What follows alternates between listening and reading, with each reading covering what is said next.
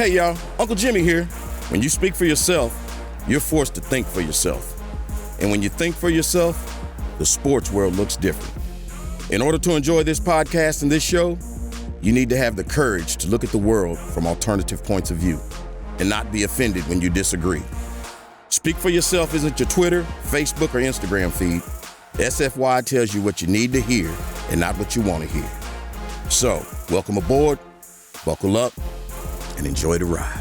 We start in Mexico City. I just left. All right, anybody remember the TV series Oz? It was an HBO show about a fictional prison, Oswald State Correctional Facility.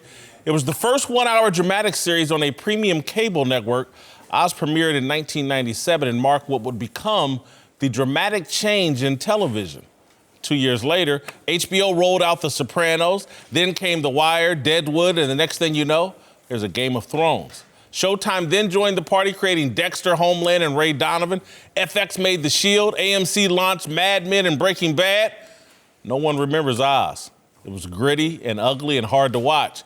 It was a lot like last night's Monday Night Football game, Chiefs and Chargers. Kansas City won 24-17. No one is going to remember the game, but it was oh so significant for what it represented. We're living in the age of Lamar Jackson. Dual threat quarterbacks. The pure pocket quarterback is a dead man walking. Chargers quarterback Phillip Rivers walked the Green Mile last night. Kansas City strapped him in an electric chair and electrocuted him with 4 interceptions. Rivers is done, RIP, 25 years from now. Maybe the senior committee of the Hall of Fame will vote Father Phil into Canton. But more important and more telling than Rivers' performance was the performance of Chiefs quarterback Patrick Mahomes. What was it, a month ago? Mahomes dislocated his knee on a quarterback sneak, and there he was last night running the ball for a career-high 59 yards and throwing for just 182. That was a light-skinned Lamar Jackson-esque performance. With receiver Tyreek Hill exiting the game with a hamstring injury, Mahomes targeted tight end Travis Kelce and running back LaShawn McCoy on half of his 32 passing attempts. You know who else throws to his tight ends and running backs? Lamar Jackson. You know what other pocket quarterback is walking the Green Mile this season? Tom Brady. Yes, sir. Yes, I root against the Patriots, but I love and respect Brady. I'm not trying to disrespect the GOAT, and I get that at age 37 and 42, respectfully, Rivers and Brady are past their primes. But the pocket passer era is over. The football people who once preferred Joe Montana over John Elway, or Tom Brady over Aaron Rodgers, or Peyton Manning over Steve Young, now want a quarterback with a little wiggle. Concerns about sustainability have taken a back seat to instant gratification. You can win right now with a quarterback who can get out of the pocket the way Elway, Rodgers, and Young could in their youth. Everybody wants a dash of Lamar in their offense. It's an extra dimension that troubles Bill Belichick and the Patriots. The goal for every team is to unseat the Patriots. You have a better chance of doing that with a quarterback who routinely goes off script with his legs. No one looks down on the running quarterback anymore. It's now preferred. It's like that bygone era when thickness was a red flag. Now it's the greenest light in America. Ding, ding, Instagram ding. is powered by thickness. Doctors earn millions of dollars doing surgeries that give thickness to the needy. He ain't lied. Pour out some liquor for Phillip Rivers and all hell, the thick QB. All right, joining the desk now, Fox Sports NFL analyst LeVar Arrington and Mark Slair. Marcellus, I'll start with you. I know need this squash is right today, man. I'm working on that thickness. I'm going to start with Marcellus because I know this is right up his alley. He's been talking about this all season. Is the pocket passer era over? First, let me double tap that thickness right there. Get in trouble when I get home. But let's talk about the mindset and the desires of the mobile quarterback, the 2.0 quarterback. Yeah, it's over, pocket passers. The mindset in terms of resisting those mobile 2.0 quarterbacks is over. But the problem is don't have the personnel necessary to do it. Think about this. This is a marketplace issue, a supply and demand issue. And because of all the years of resistance to quarterbacks who can maximize their attributes and actually run when the play breaks down, because of that climate, that resistance to that quarterback, you don't have the necessary supply and personnel to meet the demand. So what you're going to now look at is the collegiate ranks and those coaches at the youth level and high school level starting to say with an open mind, I don't have to put you into the cornerback, running back, receiver line. Do you have an arm, son? And if you do, now you're going to get that full opportunity without resistance to mature in that position. I've seen it on the youth level. LeVar is a high school coach. He's seen it as well. They're coming, but now they're going to come in droves. But pocket passers will still survive this transition, but their days are numbered. Yeah, I don't think it's the end of the era, but I think your point is well taken. Who's the next great pocket passer? Well, here's the thing. You gotta understand what pocket passing is versus scrambling passers.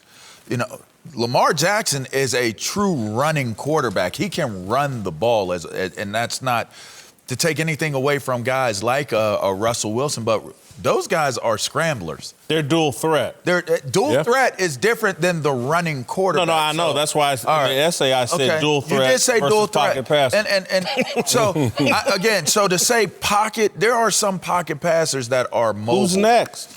You know, I'm not. That's Mel Kiper's conversation. Yeah, I'm not. No. I'm saying look around the NFL. But Dak Prescott can run. But you look around the NFL. It's a bunch of guys that can run when necessary. But there are mobile quarterbacks that are pocket passing quarterbacks. Even like you look, we've had the conversation about Tua and some of the guys that are coming out of the college ranks. They're able to run. They're mobile when they need to be mobile, but they are still rooted in being in the pocket and being able to deliver the ball. So. Yeah, I think a dual threat quarterback is far different than just a pure running quarterback. Like I don't think the pocket passer is going to die by any stretch of the imagination. Are there a bunch of do you consider because Mahomes got 59 yards, do you consider him a running quarterback? He can run when he wants to. Certainly he can. Yeah. John Elway could run when he wants to. There's a lot of guys that can run when they want to. Russell Wilson can. Russell Wilson eviscerates you from the pocket. That's what his number one priority is. So it's not like the pocket passer is going to die. Correct. What you have to understand about Lamar Jackson is this is an entirely different offense. They're running an offense that is one of one. This is the only offense like it in the National Football League. So you have created an entire different offense. I think the conversation is, do other NFL teams decide that this is a viable option? Because if you ask John Harbaugh, and I've asked him, is it sustainable? I don't know. Right? Not enough. I don't know. But the bottom line is this. He takes 2 or 3 shots that we'd like him not to take, but so do the drop back quarterbacks. And this guy, again, is one of the most dynamic athletes we have ever seen on the face of the planet. So I don't know how many guys you're going to get to be able to operate what they're doing compared to being able to throw it from the pocket. All I'm saying, a month ago, oh my God, Patrick Mahomes dislocated his knee. We must sit him down until he's completely 1,000% healthy. And here we are 3 weeks later. That was the voice we was using? Yeah, that was the voice I heard. That's how I heard it. Right. And so now I'm looking at him on Monday Night Football just 3 weeks later, running the football 6 or 7 times. You cannot convince me that is not, as an organization, Andy Reid and them going, damn, you know what? We need a little bit of a dash of this if we're going to beat the Patriots and compete with the Patriots. This thing about can my quarterback be sustained is out the window. It's how can I get instant gratification and get me a Super Bowl? And if a running quarterback can do it, which it's an extra dimension, I think guys are going that direction. Well, I think it's deeper than instant gratification. I think finally they're listening to their frontline soldiers and the head coaches of the world. If they ever walked into a defensive meeting, especially defensive line meeting, we were sitting there scratching our heads and dumbfounded when we heard guys want to stay in the pocket. When we see a scouting report and the guy is not taking full advantage of scrambling out the pocket when plays break down. So you ask the question, who's next in terms of just pure pocket passers? I have to look at the numbers, even if the names don't blow your mind, in terms of quarterback rating right now. In the top 10, there are 3 guys that may fit the pure pocket passer build. Kirk Cousins, Matthew Stafford, and Derek Carr. Okay. Now, versus 7 guys who are certainly have the ability to run mobile 2.0. And who would you rather? That list you just rattled off, Cousins, Stafford, and who was the third guy? Derek Carr. Derek Carr. In the top 10, I'd take all three of those last. Right. There we go. But this is to the point I've been saying, but it's just, I don't understand the resistance. I didn't understand the culture that said, don't maximize your attributes because of protection. As soon as you cross those white lines, I don't care what jersey number and what position you play, there's hell to pay. And now they're realizing, well, let's go out there and maximize these guys, not to put them in harm's way, but just because they can get more for their Mark, money. I heard you and Cowherd talking about this today, or I know Cowherd was, and I think he brought you into the conversation. The offensive line play isn't what it used to be because you are not allowed to practice. Right. And so some of this is just out of necessity. Yeah. You're not going to have the kind of protection in the pocket. You better have a quarterback that can move. Part of it was always you are afforded protection in the pocket as the quarterback. Outside the pocket, you guys are going to try to knock dudes' heads off. I mean, that's just the way it is. So that was part of the allure of having the pocket quarterback.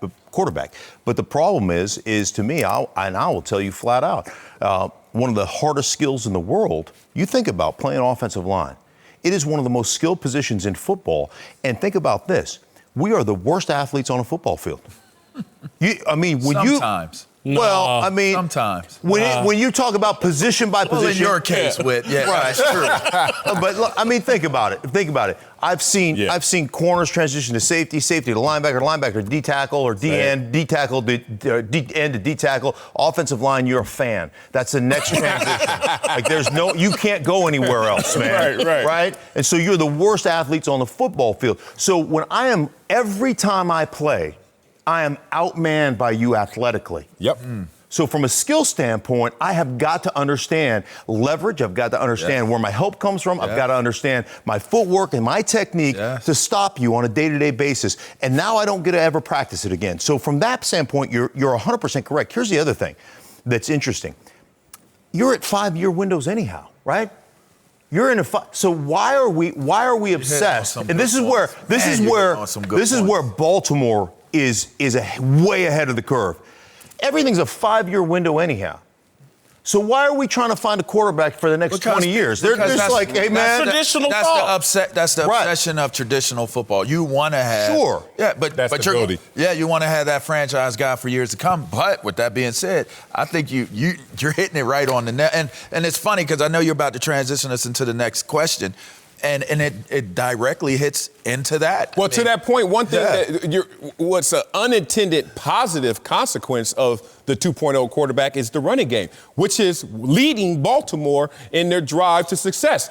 You can't defend 11 guys active in a running game. You can't. Mathematically, you're like, what do you do? We got to move. I'm sorry. Oh, okay. And that, to me, is the secret sauce for unraveling Bill Belichick. Great think segue. The running quarterback is the secret sauce. And again, if I'm Andy Reid and the Chiefs, I've had a conversation with Patrick Mahomes like, we got to have a little of this with your legs if we're going to do anything in the postseason if we see New England. That's not the secret sauce. That is not it. That is not the kryptonite to Bill Belichick and their defense, because we've seen too many guys in the pocket dart them.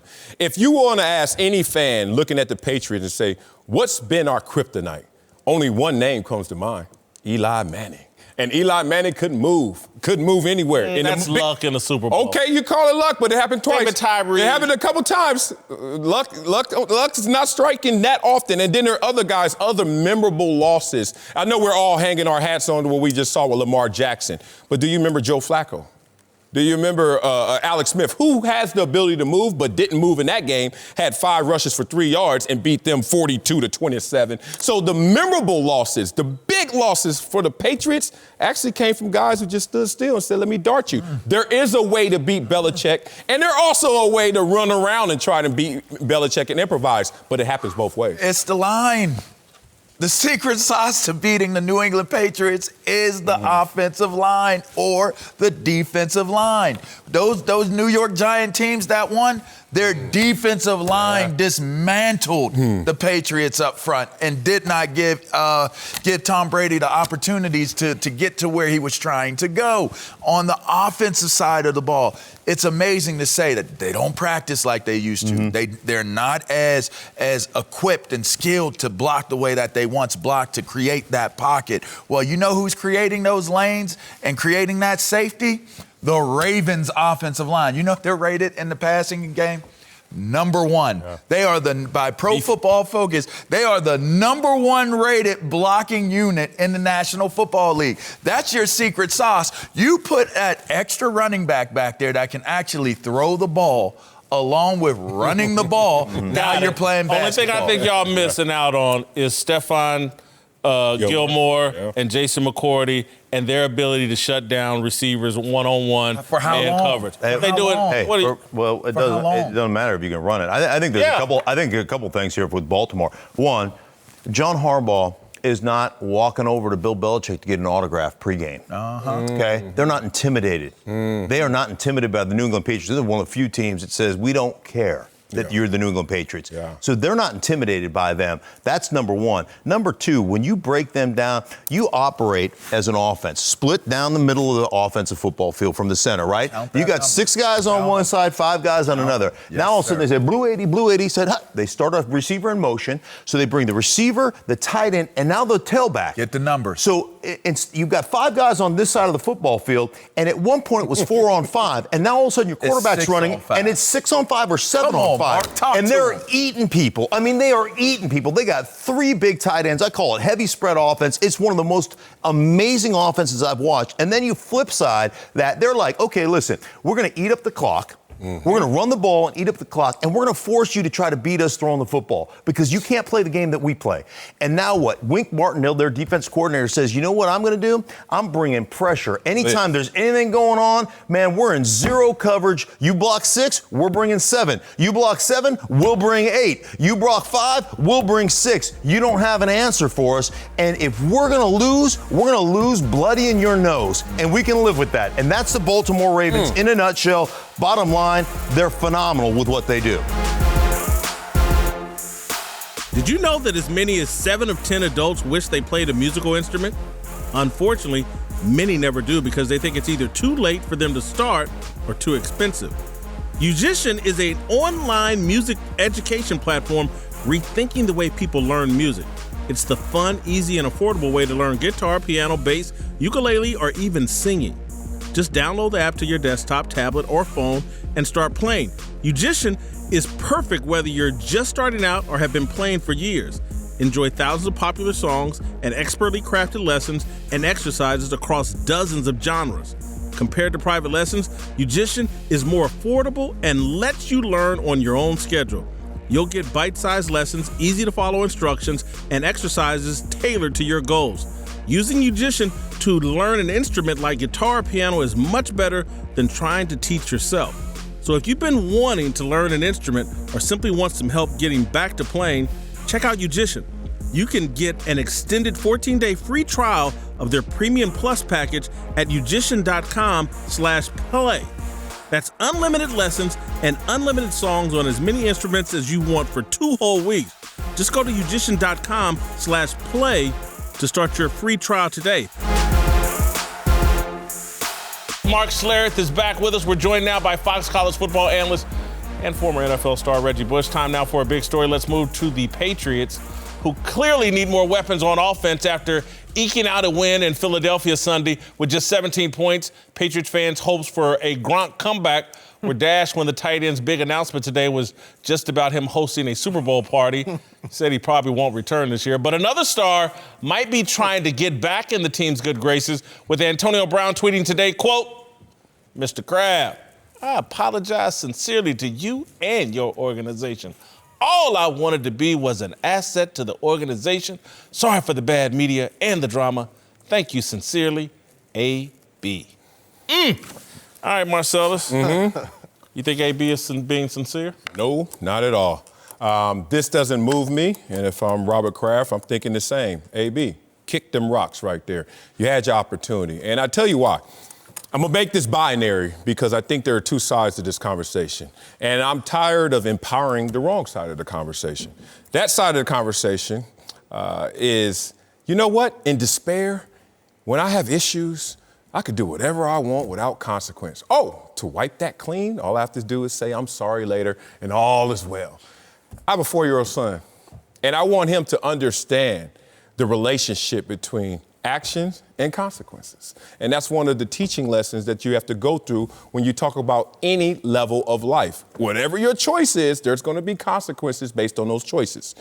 But what this does is going to give power to those sides, that side, and disempower the side who's walking that fine line. Whether you want to call it professionalism, respect, doing it the right way, understanding how to handle business, I want to empower them. And if you bring AB back into the fold saying he's sincere about this moment, I don't think you are. I think I don't know the best way to judge someone's, if they are sincere or not. Obviously, we can look at his past actions and we can say that because of this storm, this turmoil that he's created around his name, that it will lead you to believe that maybe he's not apologetic or maybe he's not as sincere. I do believe he's had time to think about what he's done, and I do believe he's had time to think about the amount of money he could be making right now that he's not making, and I think it's probably weighing on him, right? And being off this amount of time, we've seen him post, I've seen him post some pictures about other teams he's played on. Clearly he misses the game, clearly, right? And clearly he wants to get back to playing football. So by that, I think he is sincere. But unfortunately, because of the storm that he's created that's come along with his name, it'd be hard for people to take him and take his words for being sincere. I would say this. I would like him to tweet it. Because if you look at any of the other tweets, and then you look at that, he certainly didn't write that tweet. Okay? You look at the way he talks and the way he tweets and the way he, the language that he uses. That don't mean he didn't mean it, though. Okay, well, if I send a proxy to apologize to you, how much does that apology mean? It means nothing, right? If I'm going to apologize to you, Reggie, then I need to stand there and be man enough to say, man, I am sorry. Like from the bottom of my heart. Not have my representative tell you that I'm sorry. So you're saying he should have did a video? Well, he should have done something, right? As opposed to let in his own voice, as opposed to let his agents do it. I will tell you this. You are not a victim. You're a turd, right? All right? And until you own that, until you're willing to own that, and I mean own it. And that means you tweet it out. You put the video together. Don't let your representatives do it until you own it. Do I believe that all of a sudden you're a changed man? I know one thing. You're feeling it because I agree with you. He misses it. And he's one of the best in the world at what he does, right? And he's not allowed to do it right now. So I get that part of it. He's probably feeling it financially, too. Yeah, no, he's definitely feeling it. Look, the NFL is a train that keeps moving and rolls on without you, and he's been left behind. Here's what would make it more sincere for me. If there had been a follow-up tweet. In addition, I would like to apologize to John Gruden and Mike Mayock and the Oakland Raiders organization. I made fools out of you all. Then there should have been another tweet. In addition, Mike Tomlin, the Pittsburgh Steelers, the Rooney family, I owe you all an apology. If there's so much he has to own that because I think this is a targeted message. He's looking at Tom Brady the same way I looked at Tom Brady yesterday. Tom Brady's thirsty. He wanted Gronk back. Gronk just said today, I'm not coming back this year, maybe next year. So now AB's like, I might be the last resort. Let me try to make peace with the Patriots organization. Maybe Tom Brady will go in there and say, let's bring AB back. AB's not sincere because there's a whole laundry list of people, and we haven't even gotten to the young lady yet that he owes her an apology for the text messages and all this other stuff. And there's such a long list. And so if I hear stories of other people that AB has wronged and said, you know what, AB reached out to me privately and apologized and tried to make things right, that's when I'll start buying the sincerity of this. It just doesn't. I agree with Mark. Mark's made a great point. He certainly didn't write this. This isn't in his voice, so I don't buy it. And you don't think he wrote it using a semicolon? No, you know how many times I wrote a letter? I was like, Man, this semicolon, I got to look it up. Do I put it right here or not? I'm not putting this down. You do not play with semicolons. That'll mess the whole article up. That said, that was a great point. Y'all tough as nails. But full contrition is to the conversation of sincerity. Right. And when you look at it, he's almost looking at the lowest hanging fruit of desperation, which is the Patriots in their receiving core right now, and said, y'all need something, and I got something. But that's not sincerity. So look, I am the public defender assigned to AB's case. I've been defending him more than anyone in the media. That said, I don't feel he's sincere in this moment. I think he's desperate. I think he may be lonely from the game, and he may have the quiet time to look around and see who's the thirstiest for his services. But that's not sincerity. Well, I think the Pittsburgh Steelers could use him too right now. Oh, yeah. Yeah, but Injuries. he wants to win and wants to come back on a high-profile situation. Yeah. Look, now, having said everything that I said, I'm one of the most forgiving people on the planet. And so if he does move anywhere towards sincerity and the Patriots wanted to bring him back, I'm all for it. Yeah. Because he's being punished. He's missed 8-9 games. That's quite a punishment. This is solitary confinement right now for him. And so, I think to me, this is the first step of probably some steps the NFL has laid out for him. If you want to get back in our league, you're talking to Robert Kraft is one of our 31 partners, and you can't do this to him. Other owners are not good with it. They don't trust you. So this is a first step, but he's got about 25 more. First step, huh? Yeah. Pouring your heart out on keyboard, huh? That's the first step. Boy, we got low-ass standards in this world now. Oh! How many times I wrote a letter, I ain't mean it? And that's a letter. That took time. This is a tweet. This takes nothing. You think this isn't something for AB, though? You got it's a lot, because he lives his for life on whoever social is media. working with AB. It was nothing to them, and it was something for AB's image. But here's the thing. We forget that the bureaucracy that's occurring, the slow play of handling AB, is also the same slow play that is helping Robert Kraft. Have we got to the bottom of what happened to Robert Kraft in the AFC Championship game, strip mall last year? We have not. So why would he bring a ticking time bomb back to his situation that detonated already on his soil? Think about it. Right now, Robert Kraft, his situation. Tom Brady wants him to. Well, look, somebody has a boss, and it ain't Robert Kraft. It was on ice, his whole situation, and it's still on ice.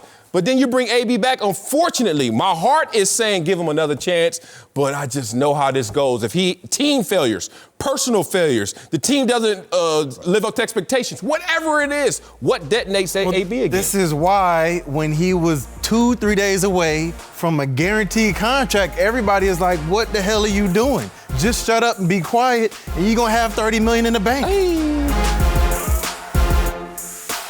Reggie Bush and LeVar Arrington are back. Let's move to college football, where Tua Tagovailoa's future is a lot murkier than it was last week after the Bama quarterback suffered a season-ending hip injury and underwent surgery. Tua came into the year as the likely number one pick in next year's NFL draft, but now Yahoo Sports is wondering if he should go back to school for another year, saying doubts about Tua's health could cost the quarterback nearly $20 million if he drops in the draft. Should Tua go back to Alabama for his senior season? Man, the only time he going back to Alabama is make sure that U-Haul, second floor, up there, right there. That's where my dorm is. Get it all out. I'm never stepping foot on this field again. One, for whatever bad luck means, 3 surgeries in 2 years for free? Playing at the collegiate level when you have the highest collegiate passing efficiency rating in history? Have y'all seen this guy really throw? Like, we all have, but have we digested what that looks like? It lands between the numbers and it snuggles. Every time. Every time. Thank you, because you cover college football. It's every time. So for anyone out there saying he's going to drop in the draft, let me tell you something, Tua, from a former player. Your money's in your second contract. Yep. You're going to go first round because they want the 5-year protection. And on top of that, if you go later in the first round, Lamar Jackson's sitting there like, hey, it worked out for me. I'm the MVP so far. You go to a better situation even if you go later in the round. So Tua, only tell the U-Haul to go back to Alabama. Take it to the NFL. I think you just made all my points. He has no reason to go back to college football at this point. He is the most accurate quarterback right now coming out of college football, and he has the quickest release of any of the quarterbacks. That ball is not in his hands longer than a second, 2 seconds maximum. And you know GMs, coaches, executives, they're licking the chops to get their hands on this young man because he is a special talent. On top of that, he's the leader of the Alabama football team, the great Alabama with Nick Saban. So you know he's coached well, right? Mm-hmm. And you know he's coachable. But I just don't see why he should go back to college football. And on top of that, like you just said, this could work out in his favor because he goes to a team that's not as bad. When you're the top pick, you go to the worst team. Yeah. Miami Dolphins, Cincinnati Bengals. If he goes later in the round, he's going to go to a team that's ready to win, or they're just one piece away from ready to win.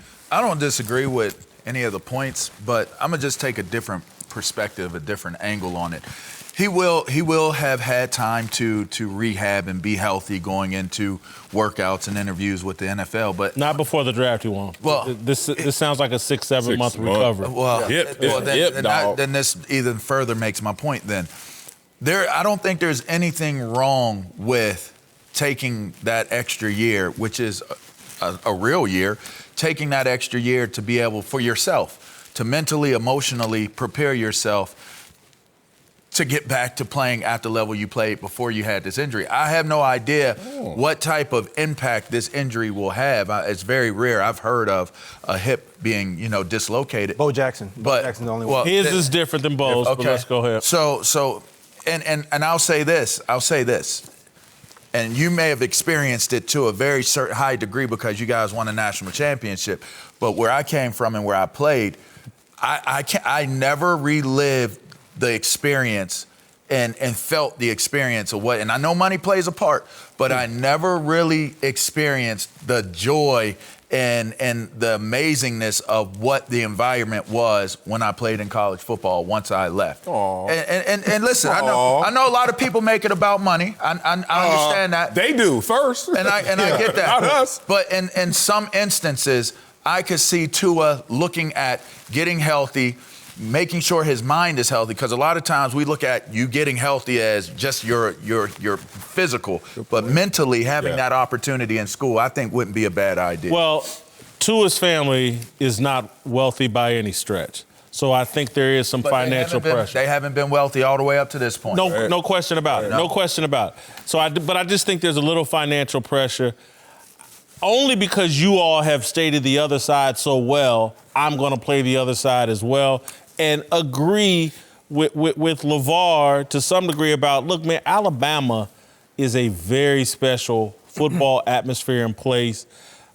I'm concerned he's going to go into the draft, and there could be the benefit of him falling down to a good organization. Patriots. But there could also be a bad team that's like, oh my God, the Patriots or somebody good's gonna get him and we're gonna regret this. So let me go ahead and continue to take him high. And then so you go to a bad team. If you go to a good team, they're gonna let you sit a year.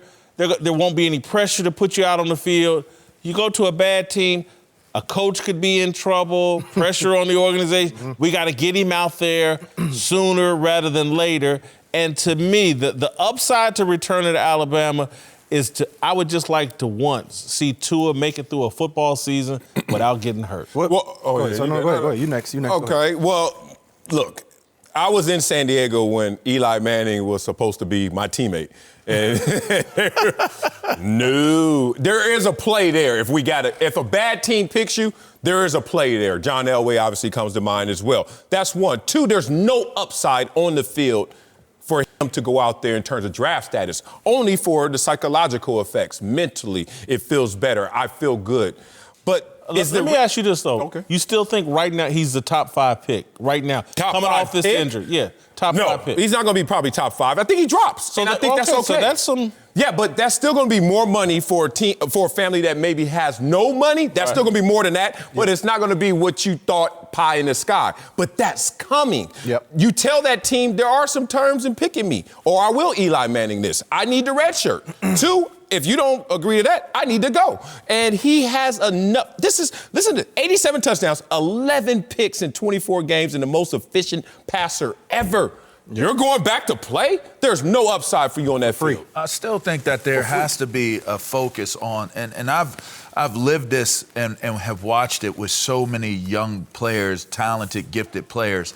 After an injury, that takes place, there is no rehab and mental repair. Yeah. It's not taking place. And if there is one place where it would exist, where he would have a true opportunity to rehab, get healthy, and continue to hone his skills and improve himself, it's going to be going back to Alabama. For free? He doesn't need to improve, though. This dude is already the top dog right now. Improve in terms of his health and what that means moving You want to forward. rehab for free You don't or know get what paid that, to rehab? You don't know what that looks like. Rehab to free.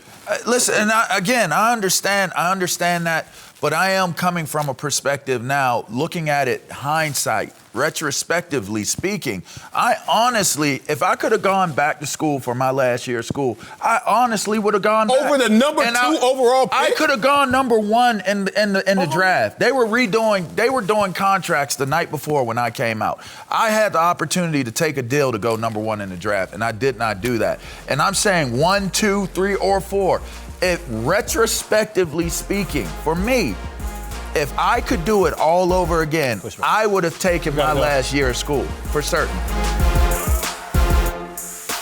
Reggie Bush and LeVar Arrington are back with us. Time now for Darnell's question of the day. All right, take it home. Take it away. You all right with it? Take us home. Bring us home. Bring us home. He rapping. I don't know what's going on. Look, we're going to do something a little different today, y'all. I grew up a big Survivor fan myself. I don't know if y'all fans. Yeah. We're going to play a little bit of Survivor Island. Let's take us to Carolina, where Panthers owner David Tepper says he won't accept mediocrity after his team got embarrassed by the Falcons Sunday. Tepper also said he won't make a decision on Cam Newton's future until the QB is healthy and wouldn't discuss Ron Rivera's future either. There's been a lot of talk that one of those guys won't be there next year. So I want to know, who are you voting off Panthers Island? Cam or Rivera? I'm gonna let you go. First? Yeah, go ahead. All right. I don't want to pick like my son. I don't want to pick that. Boy, you better pick something. Okay. Ron Rivera. Damn, this is a hard choice, but let's be real about this. If I had to roll the dice on Cam Newton, that's a higher ceiling but a lower floor. But I'm in Vegas right now. I got to roll the dice. I got to say Cam Newton healthy out there will be more than a Ron Rivera who's kind of showed what kind of coach he is, which is a winning coach. But is he a Super Bowl winning coach? Whereas Cam Newton, you roll the dice, get him healthy, he's going to take you to the Super Bowl and possibly get you over the hump. Still a little more upside for Cam Newton. That's my choice. I'm confused because last week we sat here and here you go. How expendable Cam Newton was. Circumstances. And then your boy threw 4 interceptions. Again. And now we trying to play Survivor on TV. Again. So is he expendable? I'm choosing Ron Rivera. I'm going Ron Rivera. Okay. Well, we I still together. believe in Cam Newton. But long time ago, about a week ago, everybody was sitting up here trashing Cam Newton. We weren't trashing him. He's expendable. The They circumstances. win without him. Are they still winning? No. No. You might want to rethink that, Carolina. I'm going Ron as well. I like Ron. He's a great man, but I think they've plateaued. I'm thinking that their last time they won their division was in 15. Yeah. So it's 5 years they're almost on of not making the playoffs. If I'm gonna get rid of Cam, I might as well start over with a new coach and let him make that decision. Oh, so you kicking them both off the island? I mean, I can take a vote that gets rid of all of them. I can get rid of all of them because if I bring in look, I'm a new owner. Rivera is not my coach. Oh. So if I replace the coach, then I bring the coach in. He evaluates Cam, and if he feels good about it, keep him. If you don't, get rid of him. Yep. And then the island is all new and ready to go with something different. So I don't know if many of y'all have watched Survivor. Yeah, I have. Put that torch Survivor. out. I have, and that's why I'm voting Cam Newton off the island. Why? Because Cam Newton wants off the island. Sometimes people quit on Survivor like, this ain't for me. Eating snake meat and all whatever else out there. Right. This ain't for me. Peace out.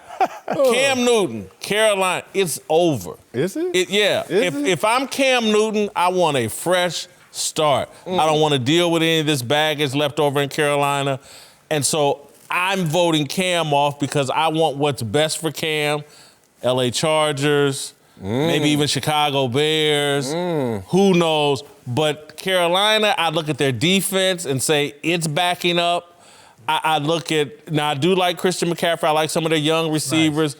Nice. But to me, he's done all he can in Carolina. He needs a fresh start because, again, you bring in a new coach, Eventually, a new coach is going to want his own quarterback. But you looked at a lot of things, but you didn't follow the money.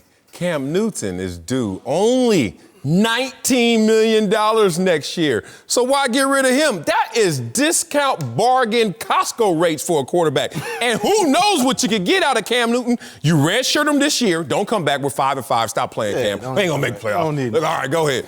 Heal up. Toothpaste. See you in the offseason. Check the toothpaste. Toothpaste. How much is left? How much is left? This is really the mayonnaise with a little water. Like, man, I got to make this work. And you just keep shaking it and see what happens next year. You better 19 put million. some water on it.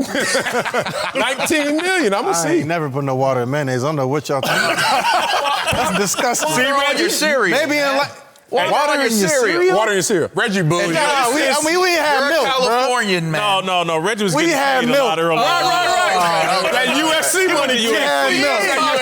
Here they go. Here they go. Fight. That was a movie reference He's still from mad California. about the pregame speech to Hold on. Columbia. Let's get back on the. You don't think it would be better for Cam to play someplace else? It could be. I think it could be at this point.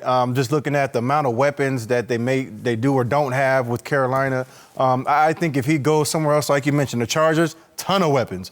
Chicago Bears, they got weapons as well, and a really good defense. So I think it could work out in his favor. If he The does go Redskins. don't go to the. They have with. Don't go to the Redskins. They have weapons. Oh, Darnell, you got something? I got something. Reggie, your first point, I was going to go with Ron Rivera at first, but you got me thinking, I'm voting off Kyle Allen. He ain't even on the list. The man threw 4 picks. Y'all been talking. Thank you. They talking greasy about my dog. They Kyle talking greasy Allen. about Kyle Allen off the island. Kyle Allen ain't your guy, huh? Not my 9 guy. interceptions the last 4 games. Kyle Allen voted himself off the island Sunday. Too late with that. He walked off. He left Sunday. Tua, don't come back to college. It's Tuesday now. All right. Messed up.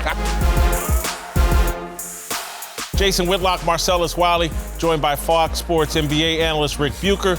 Time now for the most fearless discussion of the day. All right, let's move to the NBA and LeBron James. In his 17th season, James is off to an incredible start. 13 games in, James's Lakers are tied with the Celtics for the league's best record, and James is the leading candidate for MVP. The news isn't so good for the league that showcases LeBron's talents. NBA television ratings continue their downward spiral from a season ago. Over the past 2 years, NBA ratings on TNT and ESPN have dropped a whopping 27%. When NFL ratings declined 3% in the initial aftermath of Colin Kaepernick's national anthem stunt, the mainstream media breathlessly reported on the demise of football. But so far, the sports media have mostly ignored the NBA's historic fall in relevancy. Yesterday, blogger Bobby Burak at The Big Lead wrote a piece titled, "There are obvious and alarming reasons NBA ratings are off to such a bad start." Burak blamed load management, which is star players strategically skipping games, for assisting fans in concluding the regular season is a waste of time. He also suggested that constant player free agent movement has undermined passion for the NBA. He made good points. I'm going to make a couple of more.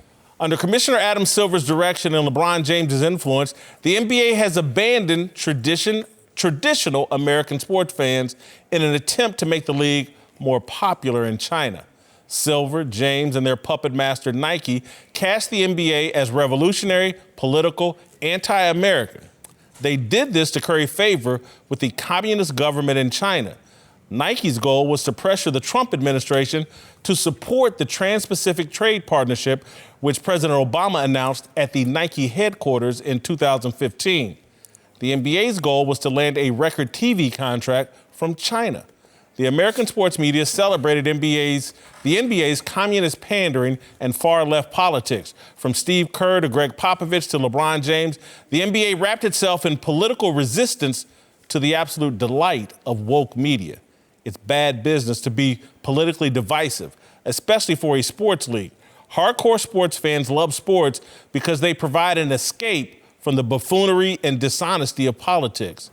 Despite what you're told on Twitter, LeBron James positioning himself as a political thought leader is a Saturday Night Live script that writes itself. Last week, former Miami Heat forward Chris Bosh compared LeBron to driving a Ferrari. Bosh said, "James can drive you right off the road." That's what's happened to the NBA. Nike hopped behind the wheel of LeBron Ferrari and drove the NBA right off the road. Magic Johnson and Larry Bird elevated the NBA and passed it on to Michael Jordan, who carried the league even higher. LeBron's legacy is the opposite. From player movement to players as revolutionaries, LeBron has undermined the growth of the NBA here at home. It's a league with a brand built for popularity in communist China or in any country that hates American ideals. All right, guys, Marcellus, get us rolling. Is it fair for me to blame Nike and LeBron for poor NBA television ratings? It's not fair. I think there's one more name missing from here, and this is the one I'm going to put the bullseye on. Unfortunately, somebody I truly respect, and it's Adam Silver.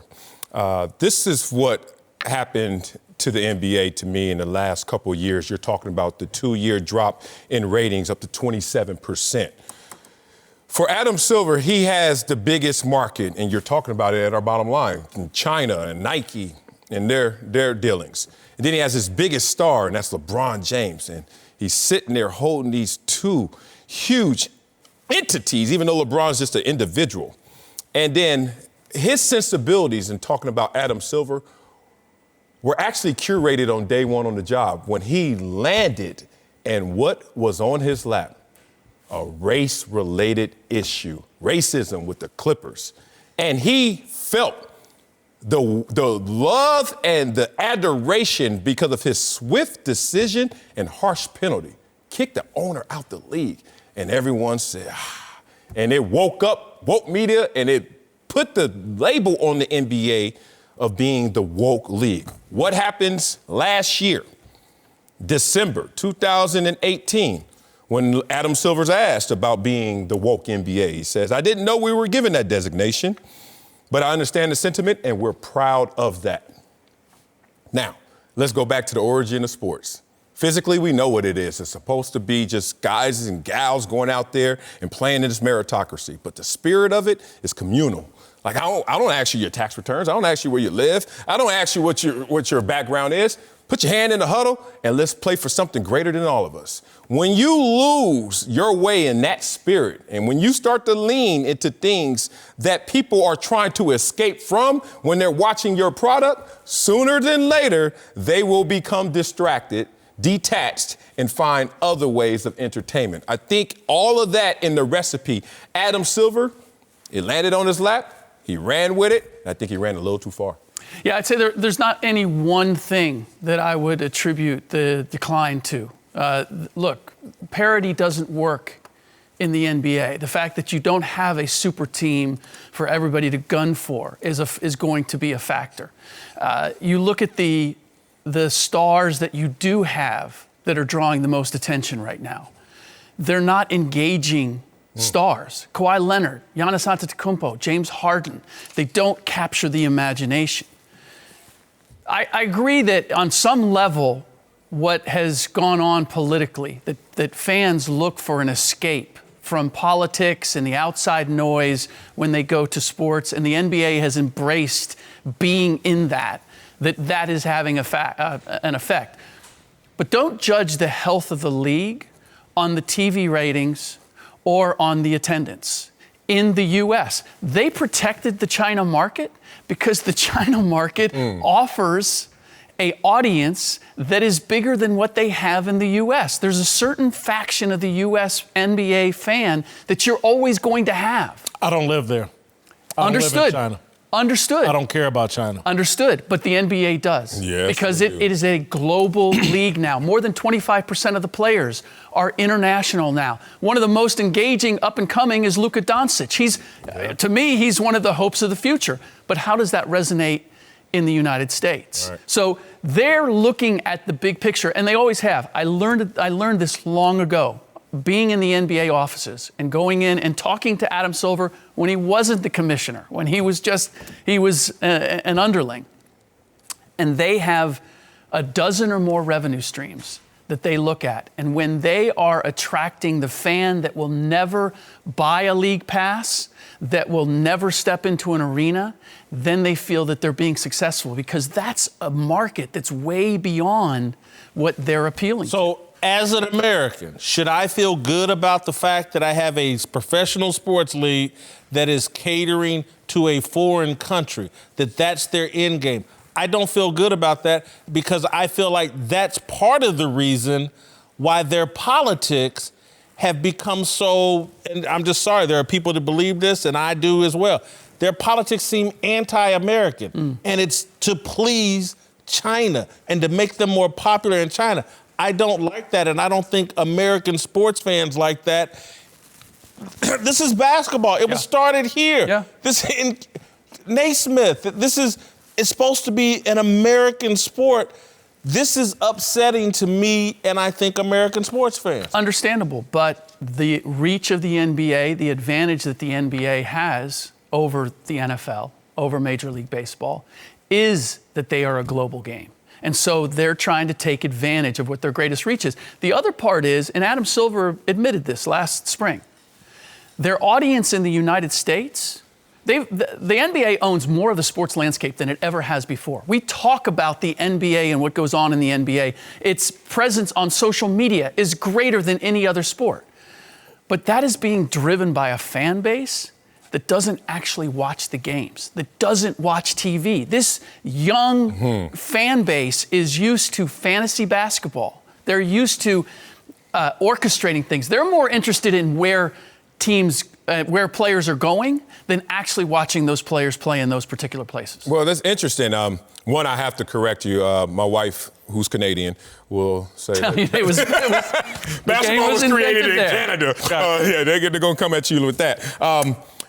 I really think it's the climate. Look, the NBA being progressive has looked into gambling as a league and looked into other resources to try to make sure that they buffer whatever comes in terms of domestic issue with their product. As we all know, the gate attendance is not how you make your money. It's off of television revenue. And television revenue is not just domestic, as they were trying to work with China and protect those interests because of the huge market. But there's something to say about the sensibilities of the league as they shifted. And when you talk about Adam Silver being the curator or the director of that shift, and also the embracing of LeBron and his legacy, I think LeBron made a calculated choice that, look, I'm going to get as close as I can to Michael Jordan on the court. But I'm going to add into my legacy something that Michael Jordan had as a wart to his legacy, which is being a part of the political climate, which is actually talking about issues, which is mixing a legacy of Muhammad Ali with a Michael Jordan to create LeBron, which can be greater because I can't be perfect like Jordan on the court, but I can bring in off the court greater than Jordan did and make something different. Now, there's a little combustion of those two ideals, and it's happening domestically. And China said, you have to stay on the shortest leash and best behavior, or else it will happen internationally.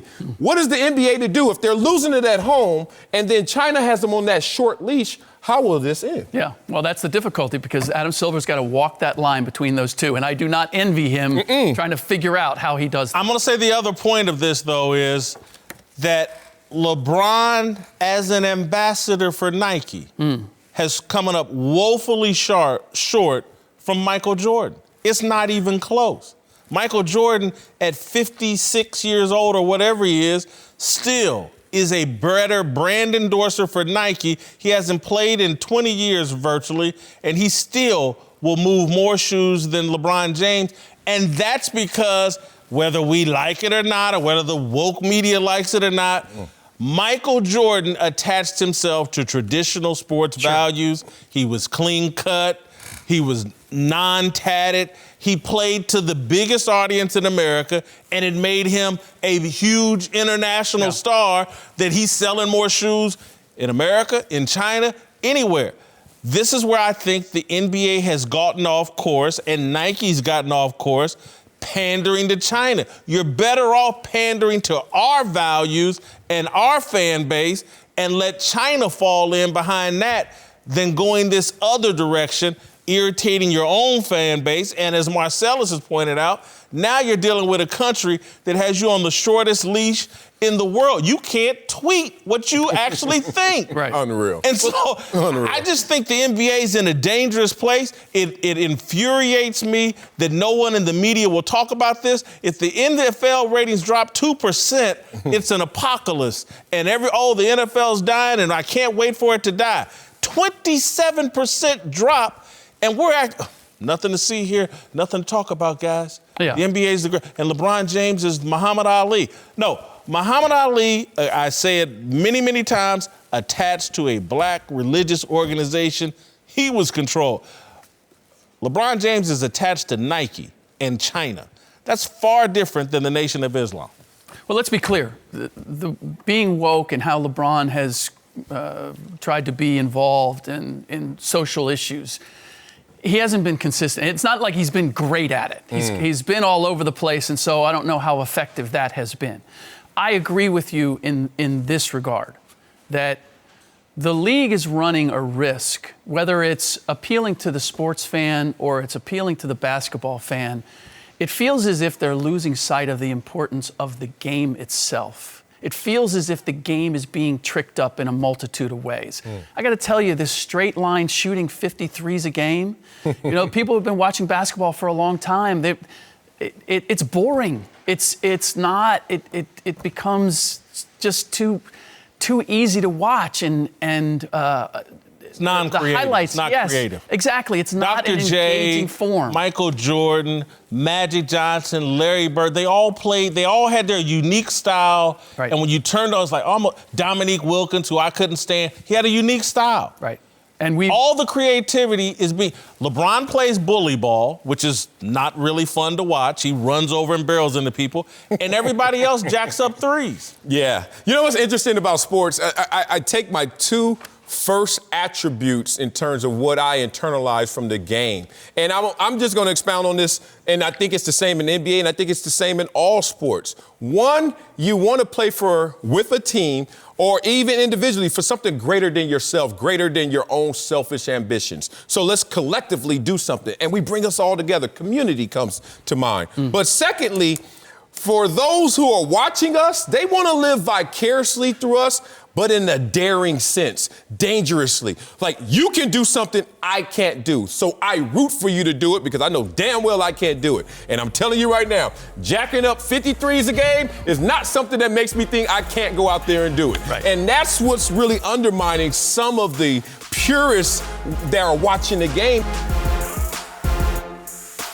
Whitlock and Wiley, LeVar Arrington's back with us. Let's move to Dallas, where people are singing Dak Prescott's praises after a monster game against the Detroit Lions Sunday.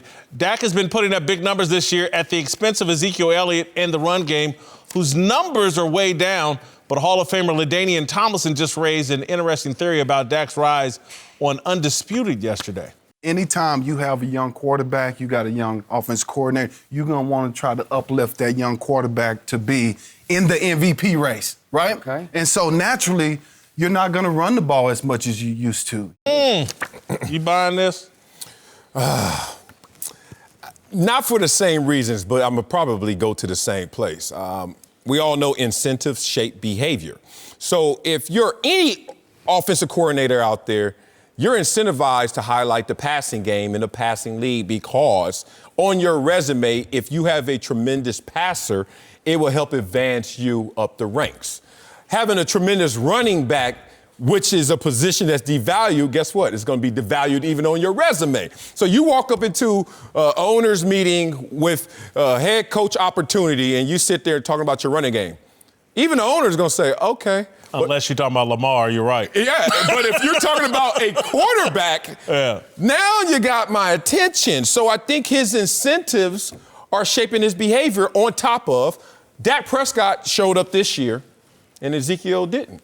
You can't be the teacher's favorite student if you ain't in class, brother.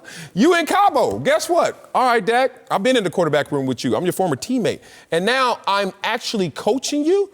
Well, let's do this until Zeke figures this out. So I think it's really just a lot of coincidences as well as, let's be real, he's following the path of success, and Dak is going to lead him there. This is a classic case of a quarterback having to prove that you have to come back to you have to make it a point for him to hand the ball off versus throwing it. Early on in the season, they were giving Zeke the ball, and these defenses were prepared to stop Zeke, whether it was because he wasn't in camp, his wind, whatever it was. They were shutting Zeke down, and that was leading to them losing games. I made the stat the other day. This is the third time they've gone 40-plus throws with Dak in this situation, and they've only done that 4 times ever in his entire career. So they're trying to win games with Dak's arms, and I don't think it's truly based upon trying to put him in the MVP race. I think these defenses are making it so the game has to be won with Dak's arm versus Zeke's legs. Why couldn't it be the Cowboys' offensive line and Zeke Elliott are making it that Dak has to win these games? That's what I think I see. I see an ineffective Ezekiel Elliott, and I see an elite offensive line that's come back a little bit. Yeah. And I see a team that, again, I can't see the difference between Tony Pollard and Zeke from the running back position in terms of effectiveness. And sometimes I think Pollard's got a little bit better vision than Zeke this year. To me, Zeke crossed the finish line. He got his contract. Dak doesn't have his contract. He hasn't crossed the finish line. Kellen Moore is being smart. There's one guy out here that's extra hungry, extra motivated. Our offensive line's not doing what it used to do. I have to go with Dak Prescott. They have no other choice. He's been their only reliable option in their victories. Yeah, I want to clarify that the Dallas Cowboys won their first 3 games. Yep. Sure. And in those first 3 games, Zeke had 55 carries for 289 yards. Then they lost their next 3 games. 58 carries, same amount of carries, basically. No yards. But 202 yards. So this is something that you got to go layer 2 when you talk about physical response to a layoff. When you're gone from a situation, usually we always traditionally hear about you're going to pull your hamstring as soon as you come back if you're not in football shape. Or, and this is the alternative, we're seeing it right now, or you can come back full of like the excitement and the conditioning, but guess what? You don't have a second verse. You're gonna tap out soon. Ezekiel's effectiveness has now hit a wall, and that's a part of conditioning. We always talk about, if you come back, you're not gonna be able to start well. How about you won't be able to finish what you started? And I think Ezekiel right now went through that slump, and now if you look at his numbers, they're roller coastering. So this is a guy that, because of the lack of conditioning, I think that even the game plan is starting to adjust. So why not rely on Dak? This is the best version of Dak we've ever seen using his arm, and just try to see how we can now stabilize. I'm going to stick with, as long as Dak can win the game with his arm and make it difficult to just play against the pass, the run will open up for him. Yeah. Well, Dak's about to get tested this Sunday. He's finally, he's going to play the Patriots defense. England. And look, it's been great what Dak has done. But I want to see him pass this test because we've extended the MVP conversation so far that somehow Dak's involved. Well, I don't know. Yeah, I know. And now LaDainian Tomlinson has, and I've read other stories with people bringing Dak into the MVP, and it's kind of far-fetched to me. Really? Now, second in touchdown passes, leading the league in yards? 6-4. Oh, wait a minute. I got to do my part before we can do ours, right? And second in the league in touchdown passes and leading the league in yards? He's not close to Lamar or Russell Wilson. It's not even the same plan. Conversation. Because it's fluid. Again, y'all expanding the conversation to levels like, oh, my God. Hold on.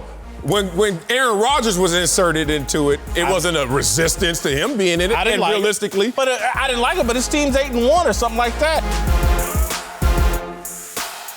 Uncle Jimmy's off today. We'll get our approval ratings in a minute, but let's return to Phillip Rivers, who threw away any chance the Chargers had to steal a win from the Chiefs in Mexico City last night with 4 interceptions, including a crucial red zone pick that sealed the game. Marcellus. Yes, sir. You think Father Phil is done as a starting quarterback?